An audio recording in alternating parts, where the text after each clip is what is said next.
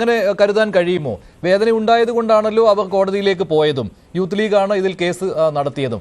അദ്ദേഹം ഇപ്പോൾ ഒരു സംഘടനയെ പറയുകയായിരുന്നുവെങ്കിൽ, ഞാൻ നേരത്തെയും അതാണ് പറഞ്ഞത്, അങ്ങനെയാണെങ്കിൽ അതിനെ ആ രീതിയിൽ കാണാമായിരുന്നു. പക്ഷേ ഇത് ഈ വർഗീയവാദികൾ എന്ന് പരാമർശം നടത്തിയപ്പോൾ എല്ലാ മുസ്ലിങ്ങളും എന്ന രീതിയിൽ അദ്ദേഹം പറഞ്ഞു. അത് കേവലം ഒരു വൈകാരിക പ്രകടനമായി കണ്ടുകൊണ്ട് തള്ളിക്കളയാവുന്ന ഒന്നാണോ? ശ്രീ മഞ്ജുഷ്, ശ്രീ PC ജോർജ് നമ്മളിൽ പല ആൾക്കാരുടെയും സുഹൃത്താണ്. അദ്ദേഹത്തിന്റെ മകൻ ഷോൺ ജോർജുമായും നമ്മളിൽ പല ആൾക്കാർക്കും നല്ല സൗഹൃദമുണ്ട്. പക്ഷേ എന്ന് കരുതി അദ്ദേഹം പറഞ്ഞിരിക്കുന്ന ഒരു പ്രസ്താവനയെ നമ്മൾ എൻഡോഴ്സ് ചെയ്യുമോ എന്ന് ചോദിച്ചാൽ ആ പ്രസ്താവനയുടെ മെറിറ്റ് എന്താണ് എന്നതിനെ ആസ്പദമാക്കിയായിരിക്കും നമ്മളൊരു തീരുമാനമെടുക്കുക. ഇപ്പോൾ അദ്ദേഹം പറഞ്ഞിരിക്കുന്ന ഒരു പ്രസ്താവന ഒരു പ്രത്യേക മതവിഭാഗത്തിൽപ്പെടുന്ന ആൾക്കാരെ മൊത്തത്തിൽ മോശമായി ചിത്രീകരിക്കുന്ന രീതിയിലത്തേക്കും അവരോട് ഒരു ആഹ്വാനവും നൽകുന്ന രീതിയിലത്തേക്കുള്ള ഒരു പ്രസ്താവന, ആ പ്രസ്താവന ഞാൻ നടത്തുകയാണ് എങ്കിൽ ശ്രീ മഞ്ജുഷ് അത് അംഗീകരിക്കുമോ? മഞ്ജുഷ് അത് പറയുകയാണെങ്കിൽ മറ്റൊരാൾ അംഗീകരിക്കുമോ? ഇനി ഈ ചർച്ചയിൽ ശ്രീ ഷാക്കിറുണ്ട്. അദ്ദേഹം ആണ് ആ ചർച്ചയിൽ ശ്രീ PC ജോർജിനോടൊപ്പം പങ്കെടുത്തതെന്നാണ് ഞാൻ മനസ്സിലാക്കുന്നത്. അപ്പോൾ ആ സമയത്ത് ശ്രീ ഷാക്കിർ ഹിന്ദു സമൂഹത്തിനെ കുറിച്ച് ഇതേപോലെ ഒരു കമന്റ് പറഞ്ഞു കഴിഞ്ഞാൽ മറ്റുള്ള ആൾക്കാർ അംഗീകരിക്കുമോ? ഈ ചർച്ചയിലുള്ള BJP പ്രതിനിധി ശ്രീ ജോമോൻ, അദ്ദേഹം ഏതെങ്കിലും ഒരു മതവിഭാഗത്തിനെ കുറിച്ച് ഇത് പറഞ്ഞു കഴിഞ്ഞാൽ മറ്റുള്ള ആൾക്കാർ അംഗീകരിക്കുമോ? ഇത് മാത്രമേ ചിന്തിക്കേണ്ടതുള്ളൂ. അങ്ങനെ നോക്കിക്കഴിഞ്ഞാൽ അത് വളരെ അപക്വമായിട്ടുള്ള ആപൽക്കരമായിട്ടുള്ള ഒരു പ്രസ്താവനയാണ് എന്ന കാര്യത്തിൽ യാതൊരു വിധത്തിലുള്ള തർക്കവുമില്ല. ഇങ്ങനെയുള്ള മതസ്പർദ്ധയുണ്ടാക്കുന്ന, സാമുദായിക സ്പർദ്ധയുണ്ടാക്കുന്ന രീതിയിലത്തേക്കുള്ള പ്രസ്താവനകൾ പറയാതിരിക്കുക എന്നുള്ളതാണ് ഒരു ഉത്തരവാദിത്തപ്പെട്ട രാഷ്ട്രീയ നേതാവ് ചെയ്യേണ്ടത്. മിതം ഒരു നമ്മൾ ഈ പറയത്തില്ലേ, സംസാരത്തിലൊക്കെ തന്നെ ഒരു മയമുണ്ടാവുക, മിതത്വം പാലിക്കുക, ഈ കാര്യങ്ങളൊക്കെ തന്നെ അങ്ങനെയാണ് ചെയ്യേണ്ടത്. പബ്ലിക്കായിട്ടുള്ള ഒരു പ്ലാറ്റ്ഫോമിൽ നമ്മൾ അതിനെപ്പറ്റി പറയുന്ന സമയത്ത് പ്രത്യേകിച്ചും കൂടുതലായിട്ടുള്ള ഒരു ഉത്തരവാദിത്തം ഒരു ജനപ്രതിനിധി ആയിരുന്ന ഒരു വ്യക്തിയുടെ ഭാഗത്ത് നിന്ന് ഉണ്ടാകേണ്ടതുമാണ്. അപ്പോൾ നമ്മുടെ നാട്ടിലുള്ള ഒരു മതവിഭാഗത്തിൻ്റെ മൊത്തത്തിൽ ഒരു പ്രത്യേക സ്വഭാവക്കാരായിട്ട് സമൂഹത്തിന് ആപൽക്കരമായിട്ടുള്ള രീതിയിൽ പ്രവർത്തിക്കുന്ന ആൾക്കാരായിട്ട് ചിത്രീകരിക്കുക എന്ന് പറഞ്ഞാൽ അദ്ദേഹം പറയുന്നതിൽ യാതൊരു വിധത്തിലുള്ള ആശയ വ്യക്തതയുമില്ല. തന്നെയുമല്ല, ആ പറയുന്നത് അങ്ങേയറ്റം ദുരൂഹമാണ് എന്ന രീതിയിലത്തേക്ക് ആൾക്കാർ ചിന്തിക്കും. ഒരു വിഭാഗത്തിനെ പ്രത്യേകിച്ച് മോശമായ രീതിയിലത്തേക്ക് ചിന്തിക്കുന്നതിനുള്ള സാധ്യത അതുകൊണ്ട് ഉണ്ടാകും. ആ മതവിഭാഗത്തിൽപ്പെട്ട വളരെ സമാധാനപരമായി ജീവിക്കുന്ന ബഹുഭൂരിപക്ഷം ആൾക്കാരുമുണ്ട്. അങ്ങനെയുള്ള ആൾക്കാരെ സംബന്ധിച്ചിടത്തോളം അങ്ങേയറ്റത്തെ അപമാനവും നിന്ദയുമാണ് അതുകൊണ്ടുണ്ടാവുക.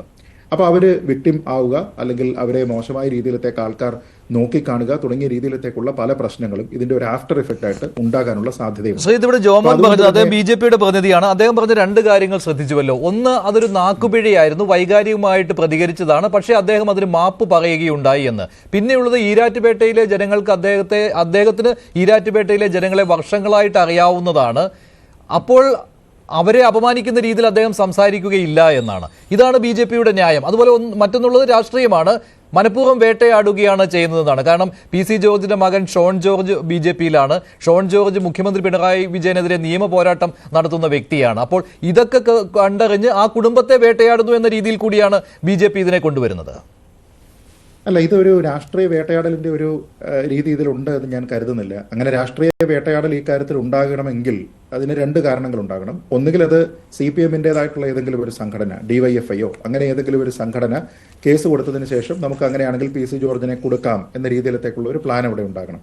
പക്ഷെ ഞാൻ മനസ്സിലാക്കുന്നത് ഇവിടെ യൂത്ത് ലീഗാണ് കേസ് കൊടുത്തിരിക്കുന്നത്. ഇപ്പോൾ യൂത്ത് ലീഗ് എന്ന് പറയുന്നത് LDFന്റെ സഖ്യകക്ഷിയല്ല, LDFിലുള്ള പാർട്ടിയല്ല, മറിച്ച് പ്രതിപക്ഷത്തിരിക്കുന്ന കോൺഗ്രസിലെ അല്ലെങ്കിൽ കോൺഗ്രസിന്റെ സഖ്യകക്ഷിയാണ്. UDFിലുള്ള മുസ്ലിം ലീഗിന്റെ യുവജന സംഘടനയാണ്. അപ്പോൾ അതുകൊണ്ട് തന്നെ അതിൽ ആ രീതിയിലത്തേക്കുള്ള എന്തെങ്കിലും ഒരു ഇന്റൻഷൻ ഉണ്ട് എന്ന് നമുക്ക് കരുതാൻ കഴിയില്ല. രണ്ട്, പോലീസ് സ്വമേധയാ കേസെടുക്കണമായിരുന്നു. പക്ഷേ ഇവിടെ പോലീസ് സ്വമേധയാ കേസെടുത്തിട്ടില്ല. ഇങ്ങനെ ഒരു കംപ്ലൈന്റ് അവിടെ ഉണ്ടാകുന്നു, ആ കംപ്ലൈന്റിന്റെ പുറത്താണ് ഈ കേസ് എടുത്തിരിക്കുന്നത്. പിന്നെ ഇവിടെ ഈ പരാതി കൊടുത്തിരിക്കുന്ന യൂത്ത് ലീഗിന്റെ പ്രതിനിധിയെ കൂടിയായിട്ടുള്ള ശ്രീ ഷാക്കിർ പോലും ഇവിടെ പറയുന്നത് ആലോചിച്ച് നോക്കൂ. ഇതിൽ LDF സർക്കാർ കുറച്ച് സോഫ്റ്റ് ആയിട്ടുള്ള ഒരു നിലപാട് ശ്രീ PC ജോർജിനോട് സ്വീകരിക്കുന്നു എന്ന രീതിയിലത്തേക്കുള്ള ആക്ഷേപമാണ് അദ്ദേഹത്തിന് പോലും ഉള്ളത്. എന്ന് വെച്ച് കഴിഞ്ഞാൽ അതിൽ എന്തെങ്കിലും രീതിയിലത്തേക്കുള്ള ഒരു രാഷ്ട്രീയ ലാക്കോട് കൂടി PC ജോർജിനെ കൊടുക്കുന്നതിന് വേണ്ടി, അല്ലെങ്കിൽ ഷോൺ ജോർജിന്റെ ശ്രമങ്ങളെ അണ്ടർമൈൻ ചെയ്യുന്നതിന് വേണ്ടിയിട്ടുള്ള ഒരു സമ്മർദ്ദമാണ് ഇതൊന്നും തന്നെ കരുതാനായിട്ട് കഴിയുന്ന സാധ്യതകളൊന്നും തന്നെ നമ്മുടെ മുന്നിലില്ല. രണ്ട്, അദ്ദേഹത്തിന് ഈരാട്ടുപേരയിലെ ജനങ്ങളെ അറിയാമായിരിക്കും, അക്കാര്യത്തിൽ തർക്കമൊന്നുമില്ല. അദ്ദേഹം സുദീർഘകാലം അവിടെ അവരെ കൂടി പ്രതിനിധീകരിച്ചിരുന്ന വ്യക്തിയാണ്. അതുകൊണ്ട് അദ്ദേഹത്തിന് അവരെയൊക്കെ അറിയാം, അക്കാര്യത്തിൽ തർക്കമൊന്നുമില്ല. പക്ഷേ എന്ന് കരുതി ഈ വന്നിരിക്കുന്ന ഒരു പ്രസ്താവന, ആ പ്രസ്താവന ഇനി ആരെങ്കിലും ന്യായീകരിക്കുമോ ഡിഫെൻഡ് ചെയ്യുമോ അങ്ങനെ ചെയ്യേണ്ടതുണ്ടോ എന്ന് എനിക്കറിയില്ല. കാരണം BJP പോലും ആ പ്രസ്താവനയെ ഓൺ ചെയ്യുന്നില്ല. ഞാൻ മനസ്സിലാക്കുന്നത് ഈ ചർച്ചയിൽ BJP പ്രതിനിധിയായിട്ടുള്ള ശ്രീ ജോമോൻ പോലും ആ പ്രസ്താവനയെ ഓൺ ചെയ്യുന്നില്ല. അപ്പോൾ അതുകൊണ്ട് തന്നെ അതിന്റെ പേരിൽ ഈരാറ്റുപേട്ടയിലുള്ള ജനങ്ങളെ അദ്ദേഹത്തിന് അറിയാമെന്ന് പറയുന്നത് അവിടെ ഒരു വാദമായി തന്നെ നമുക്ക് ഉന്നയിക്കാൻ കഴിയുന്ന ഒരു കാര്യവുമല്ല. അത് തീരുമാനിക്കേണ്ടത് ഈരാറ്റുപേട്ടയിലുള്ള ജനങ്ങളാണ്, അല്ലെങ്കിൽ മുസ്ലിം മതവിഭാഗത്തിലുള്ള ആൾക്കാരാണ്. അടുത്തത്, അദ്ദേഹം മാപ്പ് പറഞ്ഞില്ലേ എന്ന് ചോദിച്ചു കഴിഞ്ഞാൽ ശരിയാണ്, അതൊരു വിവാദമാകുന്നു. അദ്ദേഹത്തിൻ്റെ ഒരു നാക്കുപിഴയാണ് എന്ന് പറയുന്നു. അത് ആരെങ്കിലും ബുദ്ധിമുട്ടിച്ചിട്ടുണ്ട് എങ്കിൽ അദ്ദേഹം അവരോട് ഖേദം പ്രകടിപ്പിക്കുന്നു എന്ന് പറയുന്നു. അങ്ങനെ അദ്ദേഹത്തിന് ഒരു അഭിപ്രായം ഉണ്ട് എങ്കിൽ അദ്ദേഹത്തിനെതിരെ കേസ് കൊടുക്കുന്ന ആൾക്കാർക്ക് ആ ഖേദപ്രകടനം തൃപ്തികരമായി തോന്നുക എന്നുള്ളതാണ്. നമ്മുടെ നാട്ടിൽ എല്ലായ്പ്പോഴും അങ്ങനെ തന്നെയാണ്. ഒരാൾ കേസ് കൊടുത്തു കഴിഞ്ഞാൽ അതിൽ പരസ്യമായിട്ട് ഖേദപ്രകടനം നടത്തിക്കൊണ്ട് ആ പ്രശ്നത്തിനെ അവസാനിപ്പിക്കാമെങ്കിൽ ആ ഖേദപ്രകടനം അത് കേൾക്കുന്നയാളിന് തൃപ്തി ഉണ്ടാകണം, അല്ലെങ്കിൽ കോടതിക്ക് തൃപ്തി ഉണ്ടാകണം. ഇത് രണ്ടിലൊന്ന് സംഭവിക്കുന്ന സമയം വരെയും അദ്ദേഹം പ്രതിസ്ഥാനത്ത് തന്നെ നിൽക്കുന്ന സാധ്യതയാണ്. ആ രീതിയിലാണ് നമ്മുടെ നിയമവ്യവസ്ഥ ഈ വിഷയങ്ങളെയൊക്കെ തന്നെ കൈകാര്യം ചെയ്യുന്നത്. അതുകൊണ്ട് അദ്ദേഹത്തിന്റെ ഭാഗത്തു നിന്നുണ്ടായിരിക്കുന്ന അപക്വമായിട്ടുള്ള ഇത്തരത്തിലുള്ള ഒരു പ്രസ്താവനയെ ഡിഫെൻഡ് ചെയ്യാനായിട്ടോ അല്ലെങ്കിൽ ആ വിഷയത്തിൽ അദ്ദേഹത്തിനെ ഡിഫെൻഡ് ചെയ്യാനായിട്ടോ ആർക്കെങ്കിലും സാധിക്കുമെന്ന് ഞാൻ കരുതുന്നില്ല.